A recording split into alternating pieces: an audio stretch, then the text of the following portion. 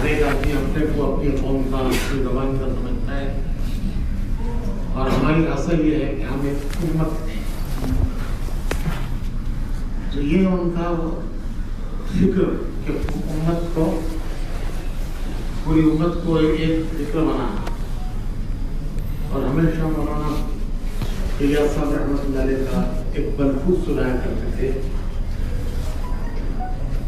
کہ حضور اکرم صلی اللہ علیہ وسلم پوری امت کو ہر امتی کے حوالے کر کے کہ ہر امتی پوری امت کا ذمہ دار ہے، اور اسی طرح پوری امت مل کر ہر امتی کی ذمہ دار ہے. پوری امت مل کر ہر امتی کی ذمہ دار ہے، اور ہر امتی پوری امت کا ذمہ دار ہے. تو وہ اللہ نے جو ان کی فکر تھی اس کو پورے عالم میں عام کیا. ایک بڑے آفیسر اجتماع میں تھے، جب وہ جانے لگے تو ہم لوگ سے بھی ملاقات کے لیے آئے. ہم جو نظام الدین سے گئے ہوئے لوگ تھے، ہمارے حضرات، ان سے ملاقات کے لیے آئے. میری بھی ملاقات ہوئی تو میں نے ان سے پوچھا کہ 3 دن تو آپ ہماری سنتے رہے ہیں، یہ پچھلے اجتماع کے 3 دن آپ نے ہماری سنی ہے. اب آپ ہمیں بتائیے کہ آپ یہاں سے کیا لے جا رہے ہیں. یہ جو 3 دن آپ نے یہاں گزارے ہیں، ان 3 دنوں میں آپ یہاں سے کیا لے جا رہے ہیں. تو وہ کہنے لگے کہ اگر آپ مجھ سے یہ پوچھتے ہیں کہ میں کیا پیغام لے کر جا رہا ہوں، تو میں یہ پیغام لے کر جا رہا ہوں کہ کسی سے کچھ نہیں ہوتا، سب کچھ اللہ سے ہوتا ہے. کسی کے ہاتھ میں کچھ نہیں ہے اور کسی سے کچھ نہیں ہوتا. جو کچھ ہوتا ہے وہ اللہ کرتے ہیں، اللہ سے ہوتا ہے. اور ہم پوری امت کے ذمہ دار ہیں. تو میں سوچنے لگا کہ 3 دن پہ کتنا آدمی کا ذہن بدلتا ہے، سوچ بدلتی ہے، فکر بدلتا ہے. یہ قربانیوں کی تاثیر ہے. ایک مجمع جب قربانیوں پر اٹھتا ہے اور قربانیاں دیتا ہے تو اس مجمع کی ایک تاثیر اس کے اندر بنتی ہے. فتح مکہ کے موقع پر جب صحابہ مکے میں داخل ہوئے تو جس کی نظر ان پر پڑی اسے ایمان مل گیا. جنہوں نے قسمیں کھائی تھی کہ ہم سب کچھ کریں گے لیکن ہم محمد صلی اللہ علیہ وسلم کا کلمہ نہیں پڑھیں گے، جنہوں نے قسمیں کھائی تھی لیکن ان کے بھی دل بدل گئے. رات کو ہندا نکلی دیکھنے کے لیے کہ دیکھو آج مسلمان فتح کر کے آئے ہیں، مکہ فتح ہوا ہے. ان کو ہم نے مجبور کر کے یہاں سے نکالا تھا. ان کو اتنا تنگ کیا تھا کہ وہ اپنا وطن چھوڑنے پر مجبور ہو گئے تھے، اپنے گھر چھوڑنے پر مجبور ہو گئے تھے، اور مجبور ہو کر وہ مکہ چھوڑ کے گئے. خود حضور اکرم صلی اللہ علیہ وسلم جب ہجرت فرما رہے تھے تو آپ کی آنکھوں میں آنسو تھے، اور آپ فرما رہے تھے کہ اے کعبہ، اے مکہ، مجھے تجھے چھوڑنے کو میرا جی نہیں چاہتا، لیکن کیا کروں، میری قوم نے مجھے مجبور کر دیا. تو ہم نے ان کو مجبور کر کے نکالا تھا. اب یہ فتح کر کے آئے ہیں، مکہ ان کے فتح ہو گیا. ہر قوم اپنی فتح کا جشن مناتی ہے. دیکھو آج یہ اپنی فتح کا جشن کیسے منا رہے ہیں، ان کی رات کیسے گزر رہی ہے. تو ہندا نکلی تو کہیں ان کو کوئی مسلمان نظر نہیں آیا. مکے کی گلیاں جیسے راتوں کو خالی ہوتی تھی ویسے خالی تھی. جہاں ڈیرے ڈال کر ٹھہرے تھے صحابہ وہاں نہیں، تو وہاں بھی کوئی چہل پہل نہیں تھی. کسی کا آنا جانا نہیں تھا. ہندا کو خیال آیا کہ ہو سکتا ہے حرم میں ہوں گے، اپنے قیامگاہ پر نہیں ہے، مکے کی گلیوں میں نہیں ہے، حرم میں ہوں گے. تو حرم شریف آئی تو کیا دیکھا کہ حرم بھرا ہوا ہے، صحابہ سے حرم بھرا ہوا ہے. واپس آ کر ابو سفیان سے کہنے لگی رضی اللہ تعالیٰ عنہ کہ مجھے بھی حضور کے پاس لے چلو. ابو سفیان کہنے لگے کہ ارے ہندا تو پتھر دل، تیرا دل کس نے بدل دیا؟ تیرا دل کیسے نرم پڑ گیا؟ تو ہندا کہنے لگی کہ آج کی رات جو مسلمانوں کو میں نے کعبے میں دیکھا ہے اس سے میرا دل بدل گیا. اور حضور کے پاس آئیں، ایمان قبول کیا اور کہنے لگی کہ اے اللہ کے رسول صلی اللہ علیہ وسلم، آج سے پہلے سب سے زیادہ میرے لیے مبغوض قیمہ یہ تھا، سب سے زیادہ جو بغض تھا وہ اس ڈیرے سے تھا جس میں آپ ہیں، اور آج کے بعد میرے لیے سب سے محبوب قیمہ یہ، آج تک سب سے مبغوض قیمہ اور آج کے بعد یہ سب سے میرے لیے محبوب قیمہ. تو اجتماع تو ہوتے ہیں، کئی جگہ ہوتے ہیں، لیکن وہاں کے اجتماع کی ایک کیفیت یہ ہے کہ ایک مجمع قربانیاں دیتا ہوا آتا ہے اور ایک مجمع قربانیاں دینے کے لیے تیار ہو کر آتا ہے. قربانیوں کی بنیاد پر ہونے والے اجتماع کہ ایک مجمع قربانیاں دے کر آیا ہے اور ایک مجمع قربانیاں دینے کے لیے تیار ہے. یہ دونوں مجمع جہاں جمع ہوتے ہیں وہ اجتماع، مولانا یوسف صاحب فرماتے تھے کہ لوگ سمجھتے ہیں کہ مجمع کے جمع ہونے کا نام اجتماع ہے، مجمع کے جمع ہونے کا نام اجتماع نہیں ہے. ہمارا اجتماع قربانیوں کا اجتماع ہے. ایک مجمع قربانیاں پہلے دے چکا، ایک مجمع یہاں سے دینے کے لیے جا رہا ہے. دو قربانیاں جہاں جمع ہوتی ہیں وہ ہمارا اجتماع ہے.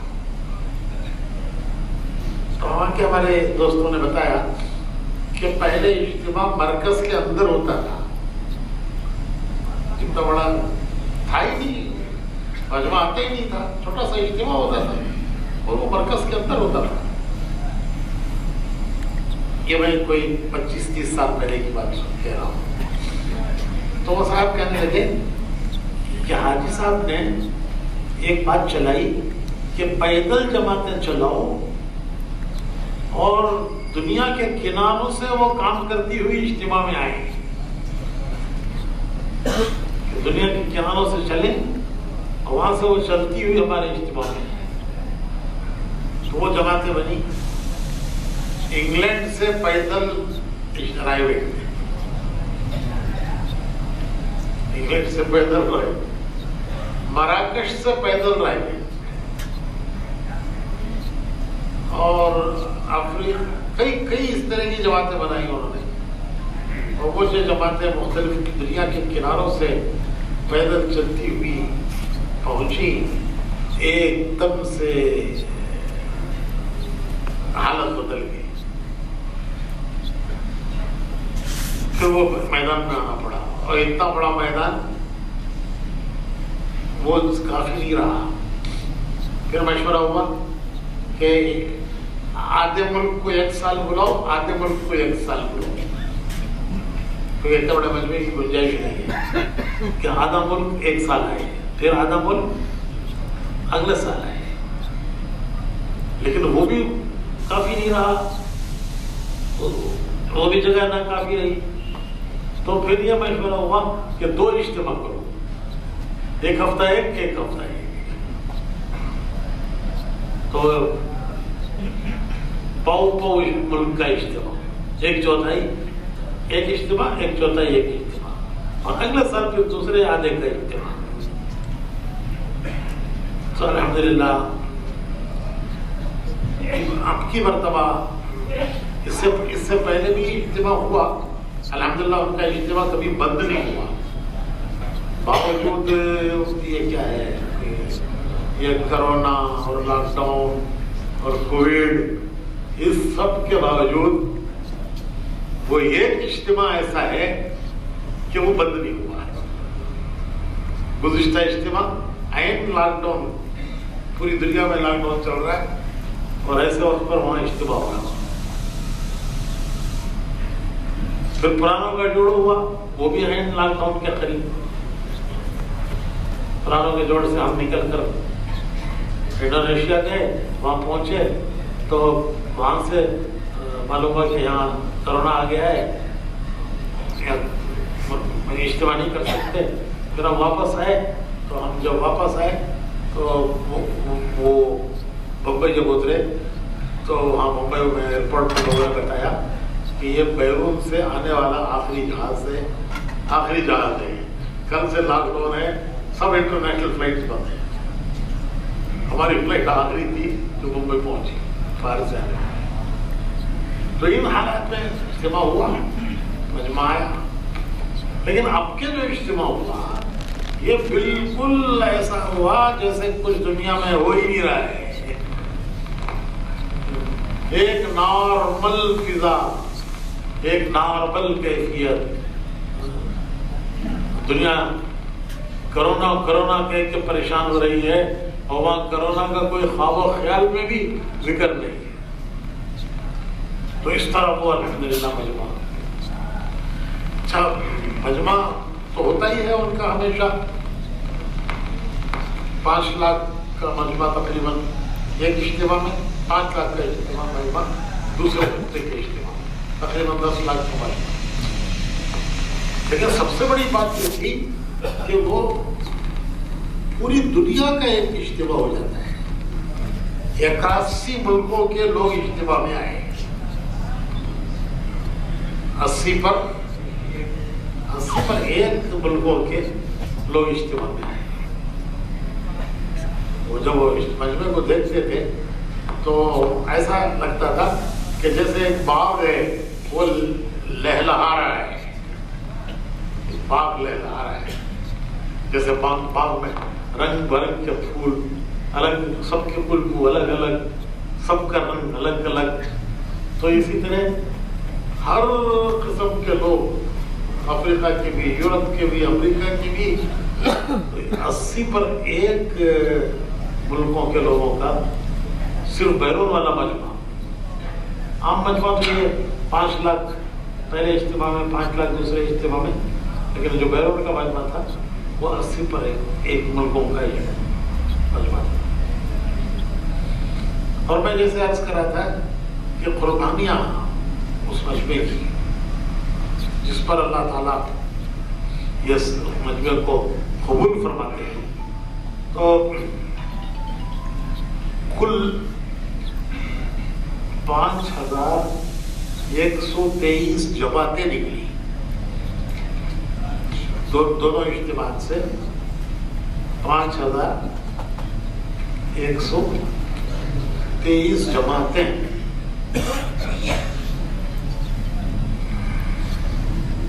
جس میں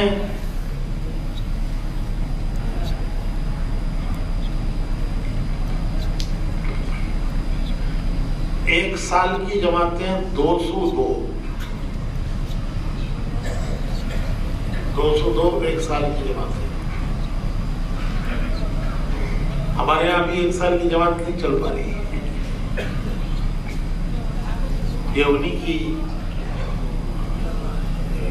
حکمت ہے کہ وہ سال بھر کی جماعتیں نکالتے ہیں اور وہ برابر پورا سال وہ جماعت چلتی ہے، ایک اجتماع سے دوسرے اجتماع تک.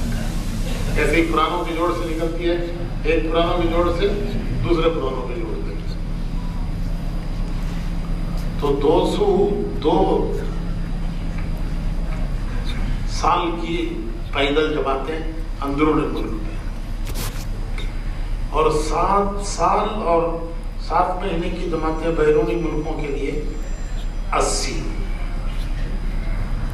اور 3 چلے کی جماعتیں 986، اور چلے کی 2538 جماعتیں. کل 5123 جماعتیں کل جماعتیں. اچھا ابھی بھی بہت سے ملکوں سے جہاز نہیں ہے. یہ جو 80% ملکوں کے لوگوں کا آنا، جبکہ ابھی بھی کئی ملکوں سے جہاز نہیں. ہمارا پچھلے سال بھی ایسے ہی ہوا. پچھلے سال بھی ہم دبئی گئے، تو دبئی میں 17 گھنٹے رہے ایئرپورٹ پر، ٹرانزٹ میں ایئرپورٹ میں 17 گھنٹے. ہمارے دوستوں نے وہاں بہت اصرار کیا کہ ابھی ہم ویزا نکلواتے ہیں، آپ کا ٹرانزٹ ویزا لے کر، ٹورسٹ ٹرانزٹ ویزا لے کر آ جائیے.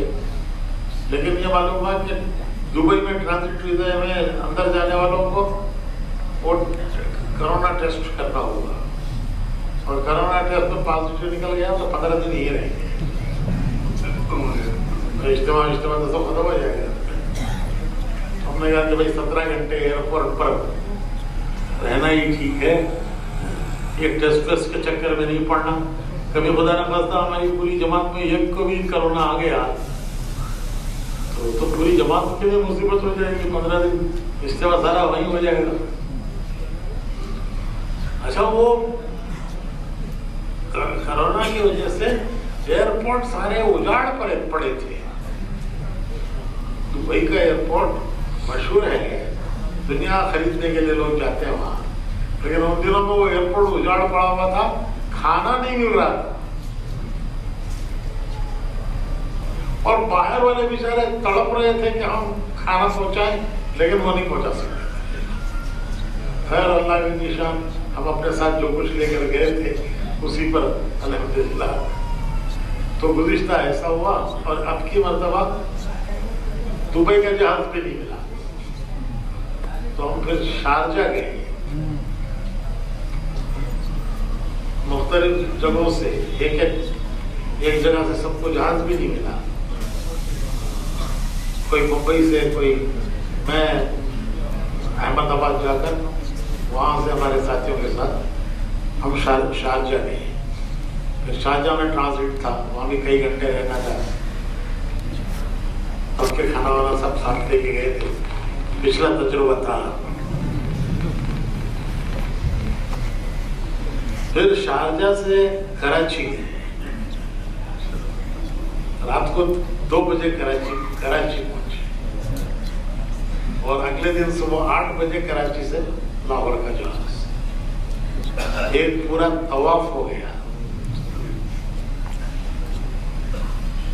میں نے وہاں جا کے ساتھیوں کو بتایا کہ 24 کلومیٹر کا سفر ہے بارڈر سے پرائیویٹ، 24 کلومیٹر ہے. تو میں نے ان کو بتایا کہ 24 کلومیٹر کا سفر کرنے کے لیے ہم 2500 کلومیٹر سفر کر کے آئے ہیں. 24 گھنٹے کا راستہ، ہم آئے ہیں 2500 کلومیٹر سفر کر کے. وہاں سے رات کو 2 بجے پہنچے وہاں. اب 2 بجے کہاں جائیں گے رات کو، وہیں ایئرپورٹ پر رہے. صبح 8 بجے پھر وہاں سے جہاز لے کے پھر ہم اجتماع پہنچے. ایسے ہی واپسی میں کوئی جہاز نہیں تھا، تو ہم لاہور سے سری لنکا گئے.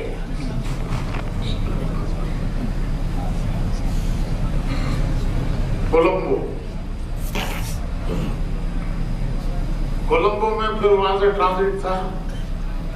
اب دلی جانا تھا ہمیں، مشورہ بھی تھا. اس کے فوراً بعد 2 دن کا ملک کا مشورہ، تو سیدھے دلی جانا تھا. تو دلی کا بھی کوئی جہاز نہیں کولمبو سے. تو لاہور سے کولمبو سے حیدرآباد، اور حیدرآباد میں 5-6 گھنٹے وہاں ٹرانزٹ تھا. پھر حیدرآباد سے تو جہاز بدلنا تھا. پھر حیدرآباد سے دلی، 24 کلومیٹر کا سفر 2500 کلومیٹر میں ہوا. ہمارے ساتھ یہ پیش آیا. ایسی دنیا بھر سے جو لوگ آئے وہ مختلف راستے لے کر مختلف راستوں سے جس کو جو راستہ ملا وہ تو یہ ساری دقتیں اٹھاتے ہوئے وہاں پہنچے. لیکن بس عجیب بات ہے کہ جب آدمی ان ساری مشقتیں اٹھا کر پہنچتا ہے اور جا کے وہ منظر دیکھتا ہے تو منظر دیکھ کے ہی اپنی ساری تھکن بھول جاتا ہے. اسے یاد بھی نہیں رہتا کہ میں کہاں سے دھکے کھاتا ہوا یہاں پہنچا ہوں. پہنچ گیا بس اس کی پوری تھکن اور سفر کی پوری کلفت دور ہو جاتی ہے. تو الحمدللہ یہ سب اکثر ذمہ دار ملکوں کے پہنچ گئے تھے تو ان کے امور ان کے مشورے اور مختلف باتوں پر ان سے مذاکرے پورے 15 دن ہوتے رہے. ایک اجتماع 3 دن ہوا ختم ہوا, پھر درمیان میں 1 ہفتہ, پھر اس کے بعد اگلا 3 دن کا اجتماع. یہ شروع سے لے کر آخر تک تمام ملکوں کے امور مختلف ملکوں کے مسائل. تو الحمدللہ اللہ نے ایک اسے مرجعیت, اس کو لوگوں کے دل اللہ نے اس کی طرف موڑ دی ہے. یہ ان بزرگوں کی پرانوں کی قربانیاں ہیں. کہتے ہیں کہ جب پہلا اجتماع ہوا تو حاجی عبدالوہاب صاحب کارگزاری سناتے تھے کہ پہلا اجتماع ہوا, مولانا یوسف صاحب رحمۃ اللہ علیہ تشریف لائے. چھوٹا سا مجمع تھا, مرکز کے اندر اجتماع ہوتا تھا. جب اجتماع ختم ہو گیا مجمع چلا گیا تو کچھ پرانے ساتھی تھے, ان کو لے کر مولانا یوسف صاحب نے بیان کیا. مولانا صاحب نے بیان فرمایا کہ دیکھو یہ انشاءاللہ مرکز بنے گا, اور مرکز آدمیوں کا نام, مرکز عمارت کا نام, جگہ کا نام نہیں ہے, مرکز قربانیوں کا نام ہے.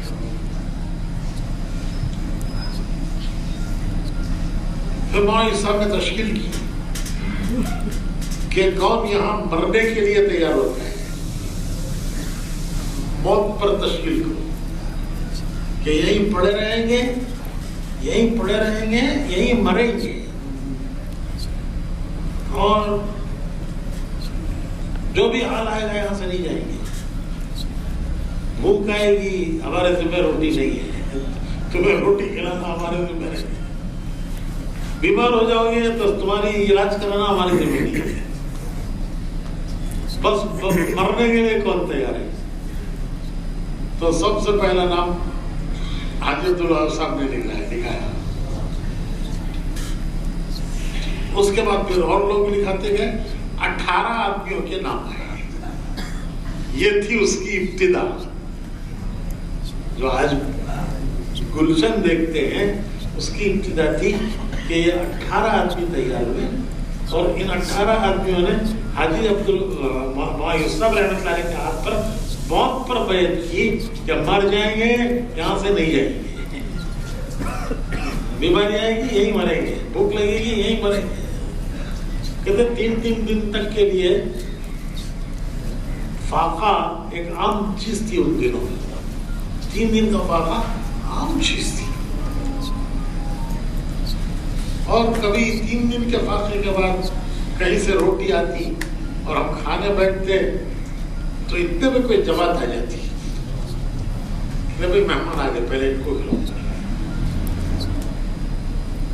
مولانا یوسف صاحب نے فرمایا کہ قربانیوں کی بنیاد پر جو مرکز بنے گا وہ ہدایت کے پھیلنے کا ذریعہ بنے گا. اور پھر اسی بیان میں فرمایا, حاجی عبدالوہاب صاحب فرماتے تھے کہ جب ملک کا مال بنیاد بنے گا تو وہ دنیا میں فتنہ پھیلنے کا ذریعہ بنے گا. تو ان کی قربانیاں کہ اللہ نے پورے عالم کا رجوع ادھر کر دیا. 18 آدمی تھے, اور اب ایوریج جو روزانہ وہاں کا دسترخوان ہے, عام دنوں میں, اجتماعی دنوں میں تو یہ مجمع ہے, عام دنوں میں 5,000 کا ایوریج مجمع ہے جو روزانہ کھانا کھاتے ہیں وہاں. عام دنوں میں آنے والی جماعتیں, جانے والی جماعتیں, اور وہاں مرکز پر رہنے والے لوگ, تو 5,000 کا مجمع ہے. اللہ پاک نے روزی کے بھی دروازے کھول دیے, ہدایت کے بھی دروازے کھول دیے, ہدایت کے دروازے. یہ اصل روح ہے, اس کام کی روح ہے, کام کی اصل روح یہ کوئی ایک ظاہری ترتیب ہے, جماعتوں کا بنانا, جماعتوں کا بنانا, لیکن اندر کی جو روح ہے وہ اللہ کے دین کی قربانیاں, اور اللہ کے دین کے لیے قربانیوں کا اندر کا جذبہ کہ ہمارا سب کچھ اللہ کے دین کے لیے کام آ جائے. میرا گزشتہ پرانوں کے جوڑے میں بیان ہوا وہاں پرائیویٹ میں, یہ ابھی تو اجتماع تھا, اس سے پہلے پرانوں کا جوڑ تھا, تو پرانوں کے جوڑ میں بہت ساری باتیں آئیں. میں نے ایک بات کہی کہ وہ ہمارے بزرگ فرمایا کرتے تھے کہ ایک آدمی یہ فرمایا کرتے تھے کہ دیکھو جو ہماری ابتدا دیکھے وہ کامیاب, اور جو ہماری انتہا دیکھے وہ ناکام.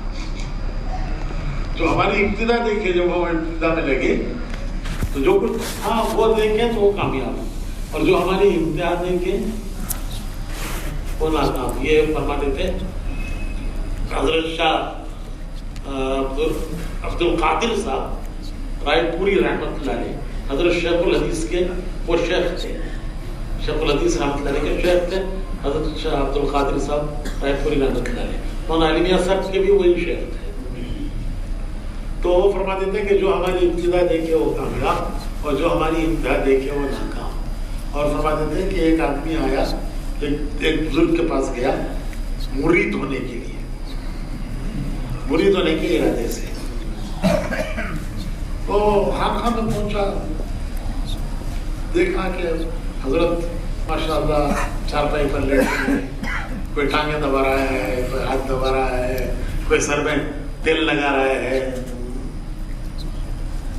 وہ حضرت کو کھانا بھی نہیں کھانا پڑتا, لوگ لقمے بنا کے منہ میں کھلاتے ہیں. تو وہ بیٹھا دیکھتا رہا بہت دیر تک. حضرت کی نگاہ پڑی کہ بیچارہ کوئی آدمی آیا ہے, بہت دیر سے بیٹھا ہے. تو حضرت نے پوچھا کہ بھائی کیا کام ہے, کیسے آنا ہوا, کس لیے آئے ہو؟ تو وہ کہنے لگا کہ حضرت میں آیا تو تھا مرید بننے, لیکن اب تو آپ مجھے پیر ہی بنا دیجیے. تو مرید بننے میں کوئی مزہ نہیں ہے, مزہ پیر بننے میں. تو شاہ عبد القادر صاحب فرماتے تھے کہ ہمارا ابتدا کا زمانہ کوئی دیکھے تو کھانے کو کھانا نہیں ملتا تھا, کئی دن واقع ہوتے تھے, اور وہ دیکھے تو کامیاب, اور انتہا دیکھے. تو میں یہ عرض کر رہا تھا کہ ایک پرائیویٹ وہ تھا کہ 18 آدمیوں پر بنیاد قائم ہوئی, کتنے, اور 5000 آدمی آج روزانہ کھانا کھاتے ہیں. اور ایک بات وہ تھا 3 دن تک کیا فاقے ہوتے تھے, اور آج اللہ کا فضل ہے کہ وہاں یہ بیماری کے زمانے میں بھی لوگ وہاں آتے تھے. وہ سب کے لیے ان کا دل کھلا ہوا ہے. اللہ قبول فرمائے, اللہ ہمیں اپنے مزاج پر واقع رکھے. یہ دعوت کا مزاج ہے, اس کی بنیاد اللہ کے دین کے لیے اپنی جانوں کو, اپنے مالوں کو قربان کرنا, اور دنیا میں کچھ نہیں چاہنا, اس کا بدلہ آخرت میں چاہنا, اللہ سے چاہنا, بدلہ آخرت سے چاہنا. ہمارے اچھا ان کی یہ اعلیٰ ظرفی کی بات ہے کہ سارے بیانات ہمارے ہی لوگوں کے ہوئے جو ہمارے حضرات گئے ہوئے تھے. مولانا ابراہیم صاحب, مولانا احمد لاٹ صاحب, مولوی زہیر صاحب, سارے اجتماعات, عمومی اجتماعات بھی, ایک صرف روانی کا بیان اور ایک ابتدا کا اثر کے بعد کا بیان, اور باقی سارے بیانات ہمارے بزرگوں کے. اور جو بڑے بڑے حلقے ملکوں کے لگتے تھے, عربوں کا حلقہ, انگریزی والوں کا حلقہ, ان سارے حلقوں میں ہمارے حضرات کے بیانات. ہم ان سے کہتے کہ بھائی آپ کے یہاں کے ماشاءاللہ پرانے لوگ ہیں, تو کہتے ہیں نہیں آپ حضرات آئے ہیں ہمیں ہمارے مجمع کو آپ سے فائدہ اٹھانا ہے، تو اکثر محنت ہمارے بزرگوں کی، تو میں سوچتا رہا اللہ ہمیں بھی قدردانی کی توفیق عطا فرمائے۔ سبحان اللہ۔ آگے کیا ہے؟ اتوار کا نظام